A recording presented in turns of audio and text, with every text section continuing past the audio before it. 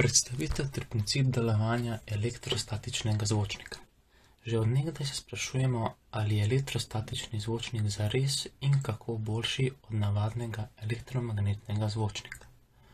Pa si poglejmo njegovo sestavo in lastnosti. Elektrostatični zvočnik za razliko od navadnega zvok odseva proti sevancu. Na naslednji shemi lahko vidimo elektrostatični zvočnik v prerezu.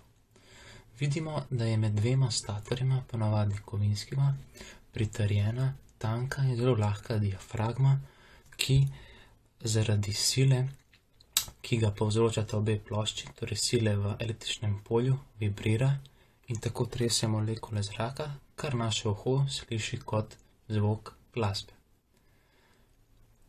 Tukaj vidimo podrobnejšo sestavo elektrostatičnega zvočnika. Torej diafragma, zelo lahka, tenka, ki vibrira med obema ploščama, ter kovinska statorja, ki držita diafragmo pri miru in na katerima se nabirata nasprotno od enaka naboja. Tukaj imamo še dve letvici, ki držita diafragmo na mestu, da se ne dotika kovinskih statorjev. Na diafragmi se nabira pozitiven naboj, katerega dobimo iz napajalnika moči, kar direktno iz vira elektrike, ponavadi je to kar hišna elektrika. Zvok pa gre najprej do povečevalnika, ki gre nato do transformerja, ki dvigne napetost. Da bi pa lažje razumeli delovanje elektrostatičnega zvočnika, pa si moramo pogledati in razumeti silo električnega polja med dvema ploščama, ki sta po površini enaka, vendar sta nabita z neenakimi, vendar nasprotnimi ploskovnimi naboji.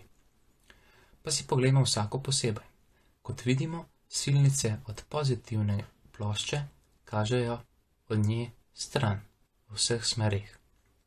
Za razliko od plošče z negativnim ploskovnim nabojem, v kateri silnice, ki smo označili z modro barvo, kažejo iz vseh smeri proti plošči. Tako vidimo, da se silnice vektorsko zunaj plošč med seboj odštejejo, kar nam rezultira v to, da električnega polja zunaj plošč ni. Edino električno polje, ki se pojavi, je tisto, ki se pojavi med ploščama. Ker znamo izračunati formulo oziroma električno polje ene plošče po formuli veliki E je sigma oziroma ploskovni naboj plošče, vlomljeno z 2y0, ki je konstanta, lahko to izračunamo tudi za električno polje obeh plošč. To električno polje pa bo dvakrat tolikšno kot električno polje ene plošče, saj imamo dve plošči, ki sta po površini enaki, vendar sta nasprotno preznačeni po naboju, tako da se silnice vektorsko med seboj superponirajo v dvokratno silo, kar je razvidno tudi iz sledeče formule, kjer skupno polje seštejemo kot prispevek vsake plošče posebej. Tako dobimo dvakrat sigma ploskovni ene plošče, vlomljeno z 2y0, kjer se dvojka pod ulomkovo črko pokrajša in tako dobimo samo sigma vlomljeno z y0.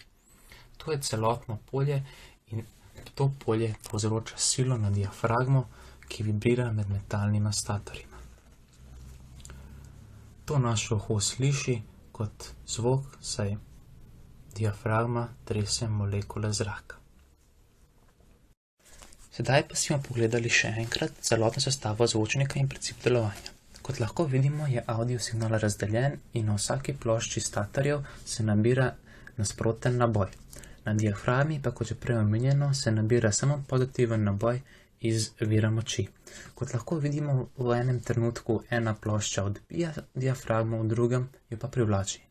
In ko glasba s sekundami gre skozi čas, alternira naboje na statorjima med plusom in minusom, kar povzroča, da se diafragma odbija oziroma vibrira med dvema statorjima. Poleg tega je tudi sila na diafragmo po celi površini enaka, tako na robovih kot na sredini.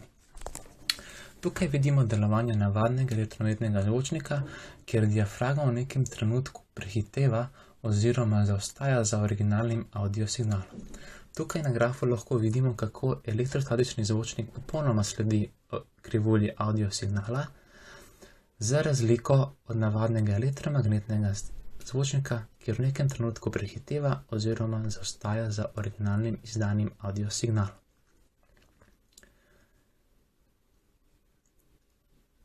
Tukaj lahko vidimo sestavo enega kompleksa iz navadnih zvočnikov, kjer imamo visokotonec, srednjetonec in nizkotonec.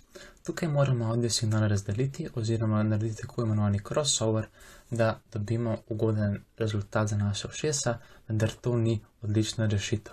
Kajti navadni elektrostatični zvočniki lahko sami pokrijejo frekvence od 20.000 pa vse do 400 Hz brez nizkotonca, z nizkotoncem pa pokrijemo še tiste frekvence pod ravnjo 400 Hz.